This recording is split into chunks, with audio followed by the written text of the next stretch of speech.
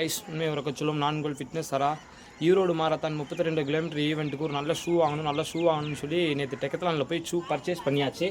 அந்த ஷூ பார்த்தீங்க அப்படின்னா 2000 தான். இது இந்த கலருக்காகவே பார்த்தீங்கன்னா 500 கம்மி பண்ணியிருக்காங்க.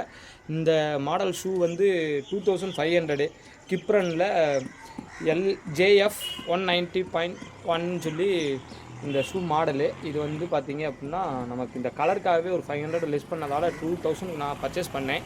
இன்றைக்கி ஃபஸ்ட் டே ரன்னாக நான் அதை ட்ரையல் பண்ணி பார்த்தேன். ஆனால் இது வந்து ஒரு சின்ன டிஃப்ரென்ஸ் இருந்துச்சு.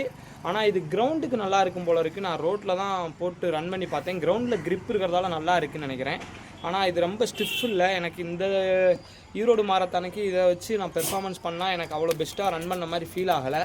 நான் இது வந்து அதே டெக்கத்லானில் பேசிக் ரேட்டுக்கு 899 899 ரூபாய்க்கு வாங்கினேன். ஆனால் இந்த ஷூவை வச்சு தான் நான் ரன் பண்ணேன். இது நல்லா ஃப்ளெக்சிபிளாக நல்லா இருந்துச்சு. ஓரளவுக்கு எனக்கு பெஸ்ட்டாக தெரிஞ்சிச்சு.